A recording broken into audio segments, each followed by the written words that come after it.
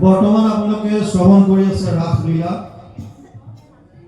ৰাসলীলাৰ কাহিনী ভাগত সোমোৱাৰ আগতে কেইটামান কথা আমি বুজি লওঁ। ৰাসৰ যিটো কনচেপ্ট আজিকালি সমাজত ইয়াক অলপ বেলেগ ধৰণে লোৱা দেখা যায়। ক'ৰবাত এটা ল'ৰা যদি 4-5জনী ছোৱালীৰ লগত থাকে, বহুতে কয় সেয়া দেখিছ ৰাসলীলা কৰি আছে। ৰাসলীলা আচলতে তেনেকুৱা বস্তু নাছিল। ৰাসৰ অৰ্থটো বহুত গভীৰ। সেইকাৰণে ৰাসলীলাৰ কথা শুনাৰ আগত আমি কিমান দূৰ তৈয়াৰ হৈছো নিজক, এই কথাটো আচলতে চিন্তা কৰিব লাগিব। ৰাসলীলাৰ বিষয়ে লিখা ক'ত আছে? ভাগৱতত। ভাগৱত কোনখন গ্ৰন্থ? যিখন পুৰাণৰ শ্ৰেষ্ঠ।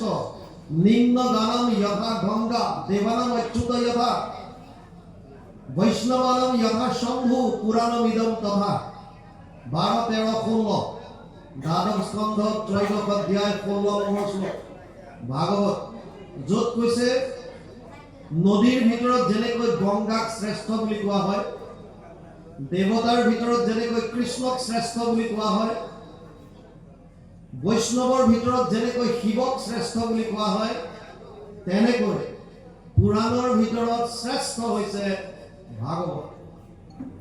আৰু এই ভাগৱতৰে হৃদয় বুলি কোৱা হয় দশম স্কন্ধ। এই দশম স্কন্ধত 90টা অধ্যায়ৰ 5টা অধ্যায়ত ৰাসলীলাৰ বৰ্ণনা কৰিছে। ৰাসে পঞ্চধ্যায় বুলি কয়, তাক পঞ্চ প্ৰাণ বুলি কয়। প্ৰাণ, ভাগৱতৰ প্ৰাণ হৈছে ৰাসলীলা। আৰু এই ৰাসলীলাক আমি উপলব্ধ কেনেকৈ কৰোঁ? আছা এই ৰাসলীলা কৰি আছে।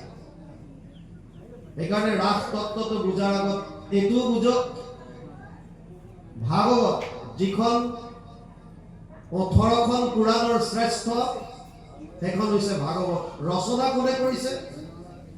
পুৰাণৰ ব্যাসদেৱ, যিজন ভগৱানৰ অৱতাৰ। ব্যাস নামে ভৈলা সত্যৱতীৰ সন্ততি, দেখিলাহা প্ৰজা ভৈলা অতি অল্পমতি, কৰিলা অনেক শাখা চাৰিও বেদৰ, ভাৰত পুৰাণ শাস্ত্ৰ নিৰ্মিলা বিস্তৰ। ৰচনা কৰাজন কোন? ব্যাস, ভগৱানৰ অৱতাৰ। চাই লওক, ৰাসৰ তত্ত্ব জনাৰ আগতে এইখিনি কথা বুজিলো। কৈছে কোনে? শুকদেৱে, যিজনে পুৰুষ আৰু মহিলাৰ পাৰ্থক্য নাজানিছে। জন্ম হৈয়ে তেওঁ ডাঙৰ হয় আৰু বনৰ ফাললৈ যায়। পিছে পিছে ব্যাসদেৱে মাতি যায় পুত্ৰেতি পুত্ৰেতি বুলি। অলপ দূৰ যোৱাৰ পাছত এটা হ্ৰদত কিছু অপেশ্বৰীয়ে স্নান কৰি আছিল উলংগ হৈ। শুকদেৱ সেইফালে পাৰ হৈ গ'ল, ডেকা ল'ৰা। অপেশ্বৰী কোনো তাত খিয়াল নাই। পাছে পাছে বৃদ্ধ ব্যাস গৈছে, হে পুত্ৰ ৰবা ৰবা। আৰু ব্যাসক দেখাৰ লগে লগে এই উলংগ অৱস্থাত থকা অপেশ্বৰীসকলে পটাপট কাপোৰ পিন্ধিলে। ব্যাসদেৱ ৰৈ পেলাই ক'লে, আৰে তোমালোক কেনেকুৱা? মোৰ ডেকা ল'ৰাটো গৈ আছিলে এইফালে আগে আগে, অথচ তোমালোকে কোনো লাজ তেতিয়া লগা নাই। উলংগ হৈ নহয় স্নান কৰি আছা, আৰু মোৰ দৰে এজন বৃদ্ধক দেখি তোমালোকৰ ইমান লাজ আহে, পটাপট তোমালোকে কাপোৰ পিন্ধিলা। সেই অপেশ্বৰী কিগৰাকীয়ে কৈছিল, ক্ষমা কৰিব ঋষিবৰ, আপোনাৰ পুত্ৰই পুৰুষ আৰু মহিলাৰ পাৰ্থক্যও নাজানে। সমস্তকে বিষ্ণুময় দেখা পায় তেওঁ। যিটো গুৰুজনে কৈছে, সমস্ত ভূতত ব্যাপী আছো মই হৰি, সবাকো দেখিবা তুমি বিষ্ণু বুদ্ধি কৰি। শুকদেৱৰ দৃষ্টিত শাৰীৰিক অৱয়ৱৰ কোনো মূল্য নাই। চব আত্মা, চব পৰমাত্মা, ভগৱান। সেইকাৰণে অপেশ্বৰীসকলে উলংগ অৱস্থাত থকাৰ কাৰণে নিশ্চিন্ত হৈ আছে, কাৰণ শুকদেৱে পুৰুষ মহিলাৰ পাৰ্থক্য নাজানে। আৰু ব্যাসক কৈছে তুমিতো জানা, সেইকাৰণে আমি পিন্ধিবলগীয়া হৈছে। সেইজন শুকদেৱ, যিজনে পুৰুষ মহিলাৰ পাৰ্থক্য নাজানে, তেওঁ কি কামনা বাসনাৰ কথা কব? আৰু যিজনক কৈছে পৰীক্ষিত, সেইজনে গৰ্ভত ভগৱানক দৰ্শন কৰিছে। উত্তৰা যেতিয়া অশ্বত্থামাই বংশচ্ছেদ কৰিম বুলি 5 পাণ্ডৱলৈ 5 পাত ব্ৰহ্মাস্ত্ৰ আৰু উত্তৰাৰ গৰ্ভত থকা সন্তানটোক বধ কৰিবৰ কাৰণে এপাত ব্ৰহ্মাস্ত্ৰ প্ৰহাৰ কৰে। তেতিয়া উত্তৰাই আন কাৰো ওচৰত আশ্ৰয় ভিক্ষা কৰা নাই, শৰণ ল'বলৈ কাৰো ওচৰত যোৱা নাই। তত্ত্ববিলাক প্ৰত্যেকটো কথা বুজিব। শৰণ ল'বলৈ তেতিয়া কাৰো ওচৰত যোৱা নাই। অথচ পিছত সুধিছিলো যে তোমাৰ ইমানবিলাক শহুৰবিলাক আছে, অৰ্জুনৰ দৰে গাণ্ডীৱধাৰী, ভীমৰ দৰে গদাধাৰী, বিকুদৰ, যাৰ ওচৰত যাৰ গাত সহস্ৰ হাতীৰ বল, এইবিলাকৰ ওচৰত তুমি আশ্ৰয় নলয় তুমি ডাইৰেক্ট কৃষ্ণৰ ওচৰত কিয় গৈছিলা? যেতিয়া উত্তৰাই দেখিছিল এপাত লোহাৰ গৰম অস্ত্ৰ এপাত তেওঁৰ ফালে খেদি আহিছে, তেওঁ কালৈ চোৱা নাই, ভগৱান কৃষ্ণৰ ওচৰত শৰণ লৈছে। পাহি পাহি মহাযোগীনাম দেৱ দেৱ জগৎপতি নান্যম ত্বদ অভয়ম পৈষ্য ইয়াত্ৰা মৃত্যুৰ পৰস্পৰম। 1:8-9 প্ৰথম স্কন্ধ 8ম অধ্যায় 9 নম্বৰ শ্লোক ভাগৱত। উত্তৰাই কৈছে, হে প্ৰভু মোক শৰণ দিয়া। কিয়? অভিদ্ৰৱতী মময়েশ লোহাস্তপ্ত আয়স বিভু কামম দহতু মম নাথ মামে গৰ্ভ নিপত্যতম। কিবা এপাত গৰম লোহা, তপ্ত লোহা এপাতে যেন মোক খেদি আহিছে। হে প্ৰভু, লাগিলে মোৰ প্ৰাণ লৈ লোৱা, মোৰ গৰ্ভত থকা সন্তানটো ৰক্ষা কৰা। শৰণ লৈছে ক'ত? কৃষ্ণৰ চৰণ। 1:8-10 প্ৰথম স্কন্ধ 8ম অধ্যায় 10 নম্বৰ শ্লোক। আৰু ভগৱান ভকতৰ অধীন অহম ভক্ত পৰাধীন, লগে লগে অংগুষ্ঠ সমান ৰূপ ধাৰণ কৰি উত্তৰাৰ গৰ্ভত প্ৰৱেশ কৰিলে আৰু তেওঁৰ গদাৰে কোবাই ব্ৰহ্মস্ত্ৰ চুৰমাৰ কৰিলে ভাঙি, অমৃত দৃষ্টিৰ দ্বাৰা গৰ্ভত থকা সন্তানটো পুনৰ্জীৱিত কৰিলে। গৰ্ভত থাকোঁতে সেই সন্তানটোৱে ভগৱানৰ দৰ্শন পালে আৰু জন্ম হোৱাৰ পাছত পৰীক্ষা কৰি চাইছিল, মই গৰ্ভত যিজন মহাপুৰুষক দৰ্শন পাইছিলো সেইজন ক'ত আছে। আৰু পৰীক্ষা কৰাৰ কাৰণে নাম ৰাখিলে পৰীক্ষিত, আৰু ভগৱানে ৰখাৰ কাৰণে নাম দিলে বিষ্ণুৰাত। সেইজন পৰীক্ষিতে শ্ৰৱণ কৰিছে, কৈছে শুকদেৱে, গ্ৰন্থখন ৰচনা কৰিছে ব্যাসদেৱে। তাত কি অশ্লীল কামনা বাসনাৰ কথা থাকিব? আমাৰ দৃষ্টিকোণ বেয়া, আমি বুজিব পৰা নাই। সেইকাৰণে ৰাসলীলা কৰা এবছৰ আগত গোপীসকলৰ বস্ত্ৰহৰণ কৰিছিল। বস্ত্ৰহৰণ মায়াৰ আৱৰণটো আঁতৰাই দিছে। মই কোন আগতে বুজি লোৱা। যিটো আৱৰণ, ভগৱানৰ 3টা শক্তি আছে। এটা অন্তৰংগ শক্তি, এটা বহিৰংগ শক্তি, এটা তটস্থ শক্তি। অন্তৰংগ শক্তি চিত শক্তি বুলি কয়, পৰাশক্তি বুলি কয়, যিটো শক্তিৰ দ্বাৰা কোটি কোটি ব্ৰহ্মাণ্ডৰ সৃজন কৰে, যোগমায়া বুলি কয়। এটা হৈছে মায়া, বহিৰংগ শক্তি, অপৰা শক্তি বুলি কয়। আৰু এটা হৈছে তটস্থ শক্তি, জীৱ। জীৱ, মায়া আৰু ভগৱান, এই তিনিটাই হৈছে শক্তি। এতিয়া প্ৰভু ভগৱন্তৰ এই 3টা শক্তি আছে। কেনেকৈ বস্তুখিনি আহিব চাওক। আমিবিলাক জীৱ, আমাৰ বাহিৰে 2টা শক্তি আছে, ভগৱান আৰু তেওঁৰ মায়া। মায়াৰ 2টা ভাগ আছে, এটা জীৱ মায়া, এটা গুণ মায়া। এই মায়াই প্ৰত্যেকটো জীৱক আক্ৰান্ত কৰি ৰাখিছে, অধীন কৰি ৰাখিছে। মায়াৰ তলত আমি আছো। আমাৰ আৰু ভগৱানৰ মাজত মায়াৰ আছে। মায়া 2 ধৰণৰ, এক জীৱ মায়া, এক গুণ মায়া। জীৱ মায়া 2 ধৰণৰ, এক হৈছে আৱৰণ, এক হৈছে বিক্ষেপণ। আৱৰণ মানে আমাৰ ভিতৰতে ভগৱান থকাৰ পাছতো মায়াই এখন পৰ্দাৰ দৰে ঢাকি ৰাখিছে, যাৰ কাৰণে আমি হৃদয়তে থকা ভগৱানক দেখা নাপাওঁ। এইটো হৈছে আৱৰণ। আৰু এটা আমাৰ মনটো সংসাৰলৈ বাৰে বাৰে ঠেলি থাকে, এইটো হৈছে বিক্ষেপণ। এয়া জীৱ মায়াৰ 2টা গুণ। আৰু গুণ মায়াৰ 3টা গুণ আছে, সত্যম ৰজস্তম এদি গুণ প্ৰকৃতি সম্ভৱা। আৱৰণ শক্তিটো, এই মায়াৰ আৱৰণটো এবছৰ আগতেই গোপীসকলৰ পৰা আঁতৰ কৰাই দিছিল। তোমালোকে যিটো আৱৰণত আছা, এই আৱৰণত থাকিলে মোক তোমালোকে বুজি নাপাবা। এই আৱৰণটো আঁতৰাইছিল। তাৰ পাছত ৰাসৰ লগত লিংক থকা আৰু এটা লীলা হৈছে গোবৰ্ধন ধাৰণ কৰা। 7 দিন 7 ৰাতি গোবৰ্ধন পৰ্বত দাঙি ৰাখিছে সেয়া আঙুলি। তাৰ মানে বুজাই দিছে যে মই সেইজন পৰম ব্ৰহ্ম, পৰমাত্মা, ভগৱান, যিয়ে তত্ত্ব তোমালোকে নোকোৱা কিয়। মত্ত পৰতৰম নান্যৎ কিঞ্চিদস্তি ধনঞ্জয় মই সৰ্বমিদম প্ৰোতম সূত্ৰে মণিগণায়ব সপ্তম অধ্যায় 7 নম্বৰ শ্লোক গীতা মোতকে শ্ৰেষ্ঠ আৰু কোনো নাই এধাৰী মালাত মণি যেনেকৈ সূতাডালত গাঁঠি থোৱা থাকে সমস্ত জীৱৰাশি মোৰ লগত তেনেকৈ গাঁঠ খাই আছে গতিকে মোতকে শ্ৰেষ্ঠ কোনো নাই ৰাস লীলাৰ আগত আপোনালোকে দুটা লীলাৰ তত্ত্ব বুজিব লাগিব আৱৰণ গুচাই দিছে বস্ত্ৰহৰণ নিজে স্পৰ্শ কৰি পুনৰ পিন্ধিব দিছে আৰু গোবৰ্ধন ধাৰণ কৰি বুজাই দিলে যে মই সেইজন ঈশ্বৰ তাৰ পাছত ৰাস লীলা আৰম্ভ কৰিছে রাস লীলালৈ প্রথম কৈছে ভগবান পিতা রাত্রি শরদ উৎফুল্লিত মল্লিকা বিক্ষে রন্তুম মনচক্রে যোগমায়া উপস্থিতা 29:1 দশম স্কন্ধ 29 নম্বৰ অধ্যায় প্ৰথম শ্লোক দশম স্কন্ধৰ 29 নম্বৰ অধ্যায়ৰ পৰা 33 লৈকে 29 30 31 32 33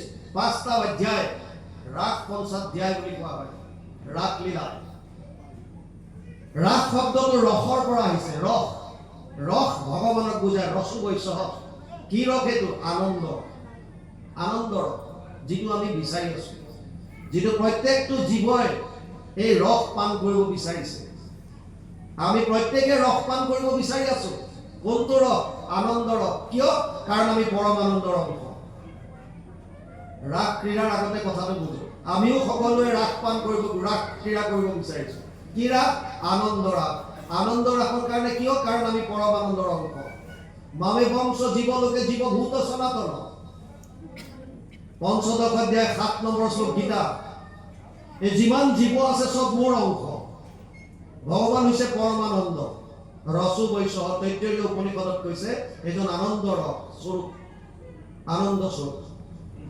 কৃষ্ণ শব্দৰ অৰ্থই হৈছে আনন্দ কৃষি ভূবাচক শব্দ নচ নিবৃত্তি বাচক বেউ ৰেখা পৰম ব্ৰহ্ম কৃষ্ণ ইতি অভিধীয়তে অনুবাদ কৰিছে মহাপুৰুষ মাধৱদেৱে ঘোষা মহাভাৰতৰ উদ্যোগৰ এইটো শ্লোক ত্ৰিখেল শব্দ এইটো পৃথিৱী বাচক বৈলা ন আনন্দত প্ৰৱৰ্তয় দুইৰো এক পদ মিলি পৰম ব্ৰহ্ম ৰূপ কৃষ্ণ নাম আনন্দক মাত্ৰ কয় কৃষ্ণ মানে আনন্দ আনন্দৰ অংশ হৈছো আমি জীৱবিলাক প্ৰত্যেক বস্তুৱে মূললৈ যাব বিচাৰে বৰষুণ ইয়াত পৰিলে পানীখিনি নদী নলা নৰ্দমা হৈ সাগৰত যাব বিচাৰে বন্তি গছি ইয়াত জ্বলাই থৈছে শিখাডাল আকাশৰ ফালে সূৰ্যৰ ওচৰলৈ যাব বিচাৰিছে আপোনাক 5 ষ্টাৰ ফেচিলিটি দি পেলাই যদি কোনোবা এটা হিল ষ্টেচনত ৰাখে পাহাৰত ফুৰিব গৈছে 5 ষ্টাৰ হোটেলত ৰাখিছে আপোনাক খোৱা বোৱা সব দিছে এমাহ থাকিব দুমাহ থাকিব তিনিমাহ থাকিব তাৰ পাছত ক'ব যে ঘৰ মাহ হ'ব লাগিলে আকৌ আহিম কিন্তু ঘৰৰ পৰা আহিব লাগিব কিয় টানটো মূলতে টান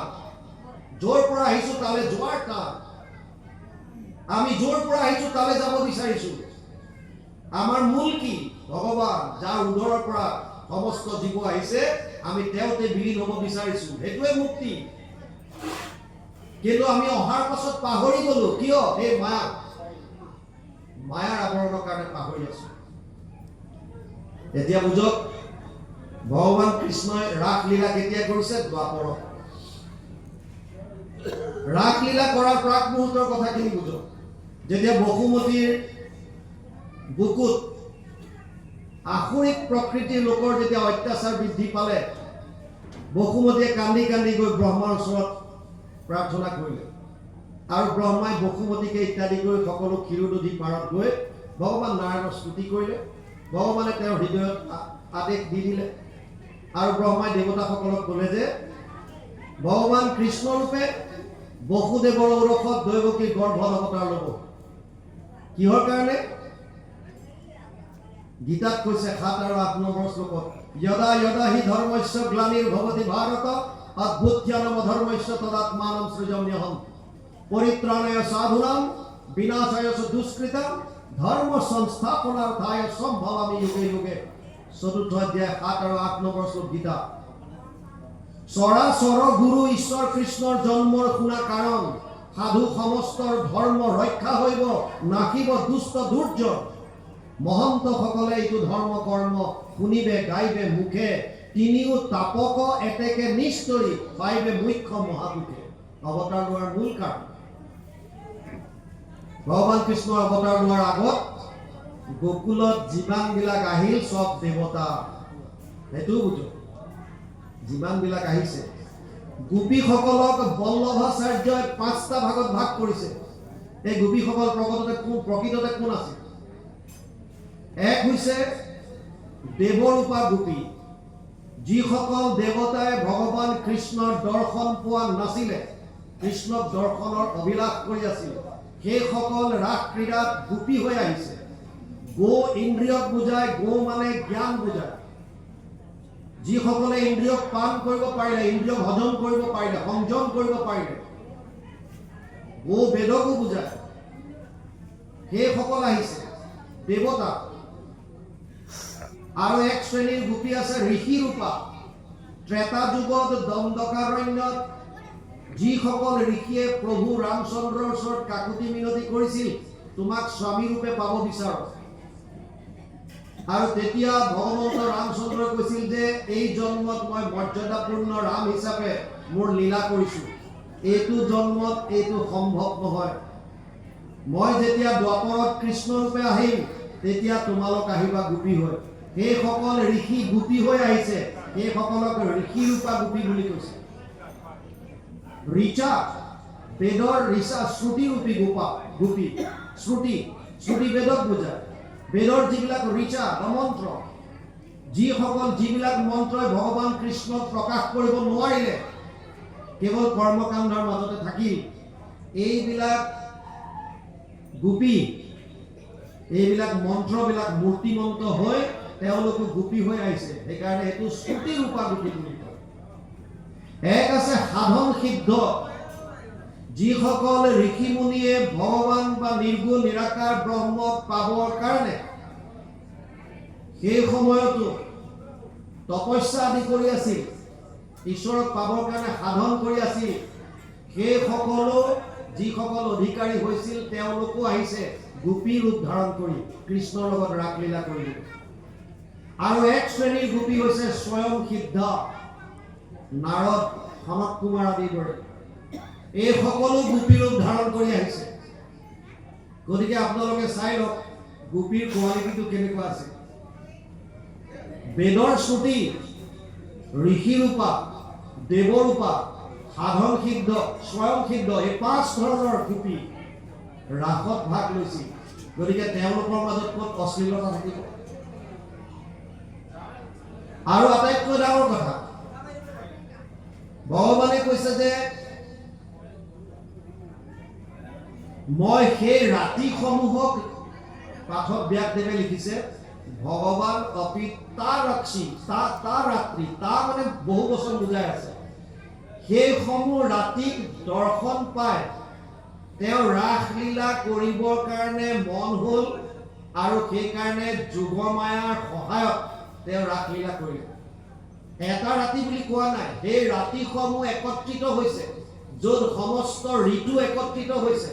জেনেৰেলি বসন্ত কালত বসন্তৰ ফুল ফুলে, কিন্তু তেনেকুৱা নহয়, তাত গ্ৰীষ্মৰ ফুলো ফুলিছে, বেলেগ ঋতুৰ ফুলো ফুলিছে। সমস্ত ঋতু একত্ৰিত হৈছে, বহু ৰাতি একত্ৰিত হৈছে। ভগৱান অপিতা ৰাত্ৰি শৰদ উৎফুল্লিত মল্লিকা বৃক্ষে ৰন্তু মনচক্ৰে যোগমায়াম উপস্থিত। প্ৰথম শ্লোকটোতে ভগৱান বুলি কৈছে তেওঁ। ভগৱান ভগ মানে ষট ভগ আছে, 6টা আছে, যাৰ এই 6টা কোৱালিটি থাকে। শ্ৰী, ঐশ্বৰ্য, তাৰপিছত ধৰ্ম, বিজ্ঞান, জ্ঞান, বৈৰাগ্য। শ্ৰী, যশ, ঐশ্বৰ্য, ধৰ্ম, জ্ঞান আৰু বৈৰাগ্য, এই 6টা যাৰ থাকিব সেইজন হৈছে ভগৱান। যেনেকে জ্ঞান যাৰ আছে জ্ঞানবান, ধন যাৰ আছে ধনবান, এই ষট ভগ যাৰ আছে সেইজন ভগৱান। ভগৱানে এই গোটেইখিনি বস্তু দেখা পাই যেতিয়া ৰাসলীলা কৰিবলৈ ইচ্ছা কৰিছে, তেতিয়া তেওঁ বৃন্দাবনত মাজ ৰাতি বাঁহীত 5ম সুৰত নাট দিছে। ইণ্টাৰেষ্টিং কথা, শুনিছে কোনে? সেইসকল গোপী, যিসকল অধিকাৰী। তেওঁৰ কাষতে স্বামী শুই আছে, গিৰিয়েকে কিন্তু সেই বাঁহীৰ নাটটো শুনা নাই, বংশীৰ ধ্বনি শুনা নাই। কোনে শুনিছে? যিসকল অধিকাৰী, যিসকলে কৃষ্ণক পাব বিচাৰিছে, যিসকলে একান্তভাৱে নিজৰ প্ৰতিপুত্ৰ স্বামীক পাৰ্থিকবিলাক বাদ দি কেৱল সনাতন স্বামীক বৰণ কৰিছে। আপোনালোকে ভাবিব পাৰে, ইয়াত আহিছে, ইয়াত ইতিমধ্যে পাঠ কৰি গ'ল, সেইসকল গোপীয়ে শুনিছে যিসকল অধিকাৰী আৰু তেওঁলোক আহিছে। অহাৰ লগে লগে যে ৰাসলীলা কৰিছে সেইটো নহয়। ভগৱান কৃষ্ণই প্ৰথমতে ট্ৰাই কৰি চাইছে তেওঁলোক প্ৰকৃততে অধিকাৰী হয়নে নহয়। সেইকাৰণে প্ৰথমতে তেওঁলোকক কৈছে যে কুলস্ত্ৰী ধৰ্ম হৈছে কেৱল স্বামীক সেৱা কৰা। স্বামীৰেকে সেৱা কুলস্ত্ৰীৰ মহাপৰম ধৰ্ম এইবুলি কৈছে। আৰু তোমালোক গতিকে ঘৰলৈ যোৱা, তোমালোকৰ স্বামী ঘৰত আছে, পুত্ৰ পৰিবাৰ পুত্ৰ আছে ঘৰত, সন্তান আছে, তেওঁলোকক সেৱা শুশ্ৰূষা কৰা, তেওঁলোকৰ লগত থাকিব লাগে। এইটোৱে স্ত্ৰীৰ পৰম ধৰ্ম।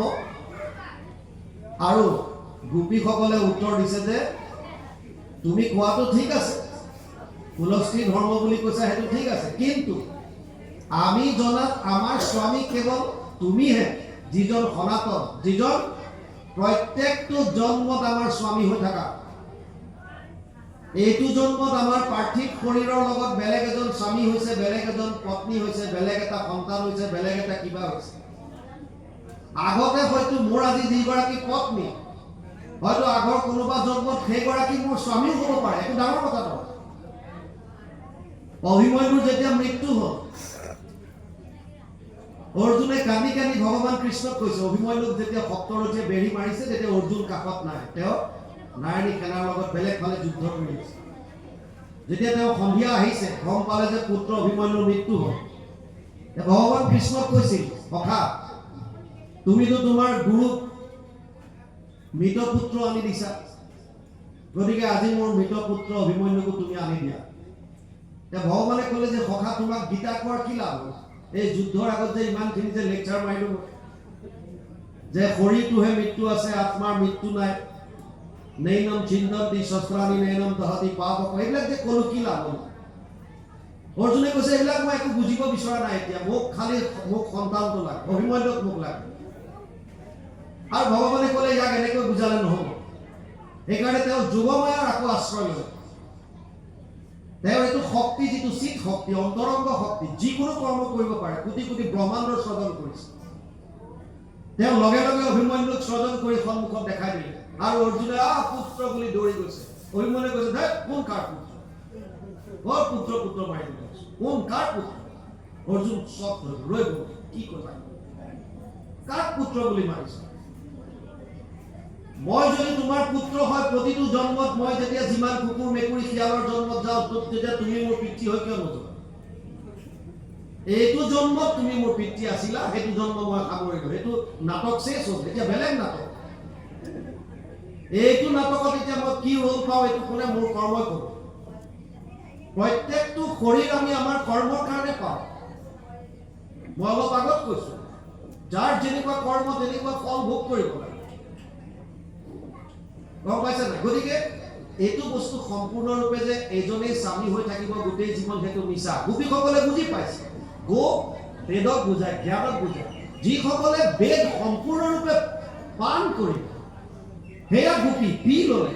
গো মানে জ্ঞান বুজাইছে, জ্ঞান বেদক বুজাইছে, বেদক সম্পূৰ্ণৰূপে যি পি ল'লে, যি জ্ঞানী, পৰম জ্ঞানী চব, তেওঁলোকে কৈছে যে তুমি ঠিকেই কৈছা এইবিলাক, কিন্তু এইবিলাক ধৰ্ম তোমাৰ লগতে থাকক, আমাক কৈ লাভ নাই।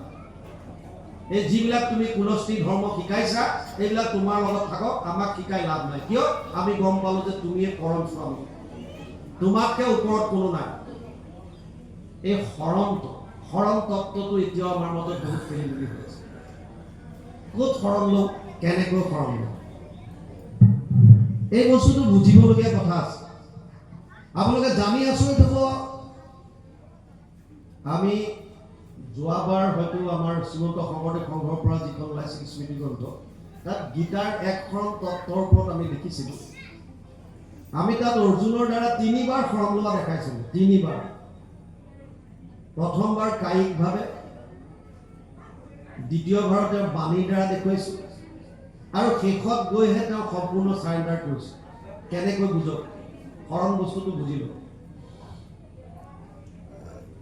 অৰ্জুনে যেতিয়া কুৰুক্ষেত্ৰৰ যুদ্ধ হোৱাটো সিদ্ধান্ত হৈ গ'ল, নিশ্চিত হৈ গ'ল, তেতিয়া দ্বাৰকাত গৈছে ভগৱান কৃষ্ণৰ সহায় বিচাৰি।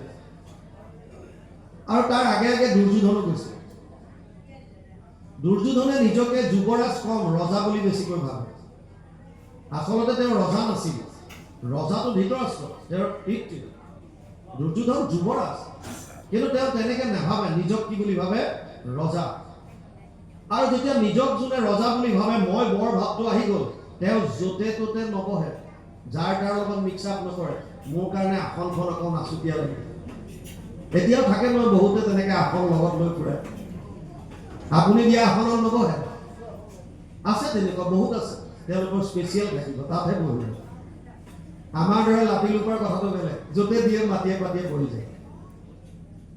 আছে বহুত যোনে নিজকে যুৱৰাজ ৰজা বুলি ভাবে, তেওঁলোকে নবহে। আৰু ভগৱান কৃষ্ণ অন্তৰ্যামী, উপদ্ৰষ্টা অনুমন্তা চ ভৰ্তা ভোক্তা মহেশ্বৰ পৰমাত্মাই চাপ্যুক্ত দেহে অস্মিন পুৰুষ পৰ। ত্ৰয়োদশ অধ্যায় 22 নম্বৰ শ্লোক গীতা। অৰ্জুনক কৈছে, হে অৰ্জুন, মই অন্তৰ্যামী ৰূপে, মই স্বামী ৰূপে, মই ভৰ্তা ৰূপে, মই সমস্ত জীৱৰ শৰীৰত বাস কৰি আছো। আপুনি কি ভাবিছে ভগৱান কৃষ্ণই চব জানে, তেওঁতো আপোনাৰ হৃদয়তে আছে। সেইকাৰণে তেওঁ গম পালে দুৰ্যোধনৰ ভাৱ কি ভাৱত আছে। সেইকাৰণে মূৰৰ শিতানত আগতে এখন সিংহাসন ৰেডি কৰি ৰাখিছে। তেওঁ আহিলে য'তে ত'তে নবহে, তেওঁ আহি এইখনত বহিব, কাৰণ তেওঁৰ কাৰণে যোগ্য এখন ৰজাৰ সিংহাসন লগাই থৈ দিছে। আৰু দুৰ্যোধন গৈ চালে ৰুমত ইফালে সিফালে বহাৰ যোগ্য বেলেগতো একো নাই, সেইকাৰণে সিংহাসনত গৈ বহি আছে। আৰু অলপ পাছত অৰ্জুন আহিল। অৰ্জুনেতো নিজকে ডাকৰ ডাক বুলি ভাবে, আৰু গতিকে ভৰি পথানত বহিছে, প্ৰভু ভগৱন্তৰ চৰণ স্পৰ্শ কৰিছে। আৰু ভগৱান বিৰাট নতংকী, বহুত এক্টিং কৰে। তেওঁ এনেই সাৰ পোৱাৰ নিচিনা দেখি কৈছে, সখা কেতিয়া আহিল? ইছ, একো গমেই নাপায়, সখা কেতিয়া আহিলা? অৰ্জুনে কৈছে, আহিছো এতিয়া আহিলো। কিয় আহিলা? তুমি একো নাজানাই নহয়। তাৰ এই যুদ্ধখন যে হ'ব ফাইনেল হ'ল, গতিকে সহায় ভিক্ষা বিচাৰি আহিছো। সহায় ভিক্ষা কৰিবলৈ অহা মানে আশ্ৰয়। আপুনি বিপদত পৰি কাৰোবাৰ পৰা, যদি সেই বিপদৰ পৰা উদ্ধাৰ হ'বৰ কাৰণে কাৰোবাৰ ওচৰত যোৱা মানে আপুনি আশ্ৰয় বিচাৰি গৈছে। এইটো কায়িক আশ্ৰয়, শাৰীৰিকভাৱে গৈছে। আৰু ভগৱানে কৈছে, আচ্ছা আচ্ছা, যুদ্ধত সহায় কৰিব লাগিব। দুৰ্যোধনে কৈছে, ময়ো আহিছো কেশৱ। দাদা দুৰ্যোধন, তুমি কেতিয়া আহিলা? মই ইয়াতকে আগত আহিছো। অৰ্জুন, দুই পক্ষ আহিলা যেতিয়া, এতিয়া মইতো অকলশৰীয়া মানুহ, কি কৰিম? বাৰু হ'ব, মোৰ এফালে এক অক্ষৌহিণী নাৰায়ণী সেনা আছে, অস্ত্ৰ শস্ত্ৰৰে সুসজ্জিত, আৰু এফালে মই অকলে থাকিম, অস্ত্ৰ শস্ত্ৰ নুঠাম। কিন্তু প্ৰথম যিহেতু মই অৰ্জুনক দেখিলো, অৰ্জুনকে সোধো। ভগৱানে সদায় ট্ৰাই মাৰি চায়, টোকৰ মাৰি চায়, সি কিমান অধিকাৰী। অৰ্জুনকো নেৰে, লগতে থাকে তথাপিও নেৰে। অৰ্জুনক টোকৰ মাৰি কৈছে, সখা কোৱাচোন, তোমাকে প্ৰথম দেখিলো, তুমিয়ে কোৱা কি লাগিব? অৰ্জুনে কৈছে, সখা তুমি পৰীক্ষা কৰি কিয় চাইছা? মোক তোমাৰ একো বস্তু নালাগে, মোক কেৱল তোমাক লাগে। আমিও ভগৱানৰ পৰা বিচৰা যদি বাদ দিওঁ, কেৱল যদি ভগৱানক বিচাৰো, আৰু ভগৱান যদি আপোনাৰ লগত থাকিল, তেতিয়া ভগৱানৰ বস্তুবিলাকে আপোনাক কি কৰিব? ভগৱান স্বয়ং আছে, মাত্ৰ উপলব্ধি কৰক। অৰ্জুনে ক'লে যে মোক তোমাৰ একো বস্তু নালাগে, তোমাক লাগে। দুৰ্যোধনে ভাবিছিল মহামূৰ্খ। এফালে এক অক্ষৌহিণী সেনা মানে 2,18,700, 2,18,700 অস্ত্ৰ শস্ত্ৰৰে সুসজ্জিত, য'ত ৰথ থাকিব, হাতী থাকিব, ঘোঁৰা থাকিব, য'ত পদাতিক থাকিব। এইবিলাক অস্ত্ৰ শস্ত্ৰ বাদ দি অৰ্জুনে বিচাৰিছে কৃষ্ণক, তাকো অস্ত্ৰ শস্ত্ৰ নুঠায়। আৰু ৰং মনে গৈছে, গৈ মামাকক কৈছে, শকুনি মামা, এই অৰ্জুনক অলপ জ্ঞানী বুলি ভাবিছিলো, ইয়াৰ একো জ্ঞান নাই, মহামূৰ্খ। কি হ'ল? আৰু এনেকুৱা ঘটনা হ'ল। ভাগ্য ভাল, অৰ্জুনক প্ৰথমতে সুধিলে, অৰ্জুনে ক'লে যে মোক কেৱল কৃষ্ণক লাগে, আৰু এক অক্ষৌহিণী সেনা মোক বিচৰা হ'লেও মই সেইটোৱে খাদিলোহেঁতেন। শকুনিয়ে কৈছে, মূৰ্খ অৰ্জুন নহয় ভাগিন, মূৰ্খটো তইহে। তোক ইমান ডাঙৰ চলনা কৰিলে তই বুজিয়ে নাপালি, তই সেয়া লৈ আহিলি। বাৰু হওক দে, যি কৰিলি কৰিলি। অৰ্জুনে প্ৰথমবাৰ আশ্ৰয় ল'লে কায়িকভাৱে। দ্বিতীয়বাৰ গীতা যেতিয়া কোৱা আৰম্ভ কৰিছে, অৰ্জুনে কৈছে, কাৰ্পণ্য দোষ উপহিত স্বভাৱ পৃষ্ঠবি ত্বম ধৰ্ম সম্মূঢ় চেতা যদ শ্ৰেয়স্যাদ নিশ্চিতম ব্ৰূহি তন্মে শিষ্যস্তেহম স্বাধীনম তম প্ৰপন্নম। 2য় অধ্যায় 7 নম্বৰ শ্লোক গীতা। হে প্ৰভু, মই তোমাৰ ওচৰত শিষ্যত্ব গ্ৰহণ কৰিলো, তুমি গুৰু, মই তোমাৰ শিষ্য, পুনৰ আশ্ৰয়, কিন্তু মই যুদ্ধ নকৰোঁ। যেতিয়া আপুনি কাৰোবাৰ ওচৰত শৰণ ল'ব তেতিয়া আপোনাৰ নিজস্ব একো থাকিব নোৱাৰে। আপুনি এক্সট্ৰিমিষ্টবিলাক যেতিয়া উগ্ৰবাদীবিলাকে চাৰেণ্ডাৰ কৰা দেখে নাই, চাৰেণ্ডাৰ কৰে নহয়, অস্ত্ৰ শস্ত্ৰ সমৰ্পণ কৰি দিয়ে। তাৰপিছত সেইটো সমৰ্পণ কৰি ক'ব নেকি মই কিন্তু ইয়াত চাৰেণ্ডাৰ কৰিছোঁ, কিন্তু এইটো অস্ত্ৰ হ'লে মোৰ হাতত থাকিব, সেইটো নামানিব নেকি? তুমি চাৰেণ্ডাৰ কৰাৰ পাছত তোমাৰ চব কিন্তু পৰন্তু শেষ। তেতিয়া যিজন আশ্ৰয়দাতা তেওঁ ক'ব যে তই জেলত থাক বা তই অমুকটো কৰ, সেইমতে মানিব লাগিব। বা এইটো কেম্প বনাই দিছোঁ, কেম্পৰ পৰা ইয়াৰ ভিতৰত থাকিব লাগিব, বাহিৰ ওলাব নোৱাৰ। তেতিয়া কিন্তু পৰন্তু নচলে আৰু। অৰ্জুনে লৈছে আশ্ৰয়, কৈছে মই তোমাক গুৰু মানিলোঁ, কিন্তু মই যুদ্ধ নকৰোঁ। এইটো কি আশ্ৰয়? সেইকাৰণে তেতিয়াও গীতা ক'বলগীয়া হৈছে। ভাবিছে ভগৱানে যি লাহে লাহে আহি আছে, কিন্তু সম্পূৰ্ণ অধিকাৰী এতিয়াও হোৱা নাই। আৰু শেষত গৈ সম্পূৰ্ণ গীতা ঈশ্বৰে কৃপায়ে তত্ত্ব কহি উদ্ধাৰিলা নিজ ভকতক। এই যে কৈছে সুখ মোহ মহা পংক মাজে অৰ্জুন মগন ভৈলা দেখি পৰম ঈশ্বৰ দৈব কি নন্দনন্দন কৃপায়ে ঈশ্বৰে তত্ত্ব কহি। এই কৃপা কৰি তত্ত্ব শেষত কৈছে, গীতাৰ শেষত সৰ্বগুহ্যতমম ভূয় শ্ৰীনুমে পৰমম বচ ইষ্টসীমে দৃঢ়মিতি তত বক্সামিতে হিতম। অষ্টাদশ অধ্যায় 64 নম্বৰ শ্লোক গীতা। হে অৰ্জুন, এতিয়া তোক মই গোপনীয়ৰ পৰা গোপনীয় কথাটো কওঁ শুন। কি ক'লে? সৰ্বধৰ্মান পৰিত্যাজ্য মাম একম শৰণম ব্ৰজ অহম ত্ব সৰ্ব পাপেভ্যো মোক্ষয়িষ্যামি মা শুচ। অষ্টাদশ অধ্যায় 66 নম্বৰ শ্লোক। সৰ্বধৰ্ম এৰি এক শৰণ সাক্ষাৎ দৃঢ় বিশ্বাসে সখী লৈ কোৱা আমাক নকৰিবা ভয় হেৰা কৰো অংগীকাৰ সমস্ত পাপত মই কৰিব নিষ্ঠাৰ। অৰ্জুনক ক'লে যে তই চব বাদ দি এতিয়া মোৰ ওচৰত আহ। টোটেল সাৰেণ্ডাৰ, সম্পূৰ্ণৰূপে নিজক সমৰ্পণ। আপুনি আত্মাৰ সমৰ্পণ কৰিব লাগিব পৰমাত্মাৰ ওচৰত। কেনেকৈ? মন বুদ্ধি আপোনাৰ কায় মনোবাক্য বুলি যে কয়, আত্মাৰ থ্ৰুৱেদি আপুনি যাব লাগিব। আত্মাৰ টোটেল সাৰেণ্ডাৰ হ'ব লাগিব। আত্মাই নিজৰ ভবিয়াকে কৰিব নোৱাৰে, এই জ্ঞানেন্দ্ৰিয় বা ইন্দ্ৰিয়সকলৰ থ্ৰুৱেদি কৰে। সেইকাৰণে কায় মন আৰু বাণী এই তিনিটা বস্তুৰ দ্বাৰা শৰণ লোৱা বুলি বুজাইছে। কিন্তু আচল শৰণ হৈছে আত্মাৰ সমৰ্পণ। মই সম্পূৰ্ণৰূপে তোমাৰ চৰণত আহিলোঁ, এতিয়া তুমি মোক যেনেকৈ যি কোৱা মই সেইটো কৰিম। ভগৱানে উপদেশ দিয়াৰ পাছত সুধি চাইছে আকৌ। কচিত এতৎ শ্ৰুতম পাৰ্থ তৈ একাগ্ৰেণ চেতসা কচিত অজ্ঞান অসম্মোহ প্ৰণশস্তে ধনঞ্জয়। অষ্টাদশ অধ্যায় 72 নম্বৰ শ্লোক গীতা। হে অৰ্জুন, তোক যে মই ইমানবিলাক ক'লো, এতিয়া এইবিলাক শুনাৰ পাছত তোৰ এই মোহবিলাক নষ্ট হ'ল নে নাই? কচিত এতৎ শ্ৰুতম পাৰ্থ তৈ একাগ্ৰেণ চেতসা কচিত অজ্ঞান, তোৰ অজ্ঞানতা গুচিল নে নাই? তোৰ মূঢ়তাবিলাক গুচিল নে নাই? তেতিয়া অৰ্জুনে স্বীকাৰ কৰিছে, নষ্ট মোহ স্মৃতিৰ লব্ধ তদ প্ৰসাদত ময়াচ্যুত স্থিতোস্মি গত সন্দেহ কৰিষ্যে বচনম তব। অষ্টাদশ অধ্যায় 73 নম্বৰ শ্লোক। শেষত অৰ্জুনে কৈছে কৰিষ্যে বচনম তব, এতিয়া মই তুমি যেনেকৈ কৈছা তেনেকৈ কৰিম। টোটেল সাৰেণ্ডাৰ এইটো। মোৰ নিজৰ এতিয়া একো নাই, মই যি কৰিম তোমাৰ কাৰণে কৰিম। এইটোৱে হৈছে সম্পূৰ্ণ শৰণ। আমি কেৱল মুখেৰে শৰণ লৈছো বুলি ক'লে নহ'ব। আপুনি যি কৰ্ম কৰে ঈশ্বৰৰ অৰ্থে কৰিব লাগিব। যদি নামঘৰ মোচা পাল আহিল 2জনী 4জনী আয়ৰ ওপৰত লগাতাৰ যদি 2 দিন দিলে, তৃতীয় দিনা কৈ দিব নহয় আমিহে আছো নেকি গাঁৱত, আৰু বেলেগ মানুহ নাই, সদায় সদায় আমাকে কিয় দি থাকে? নিজক ভাগ্যৱান বুলি ভাবক।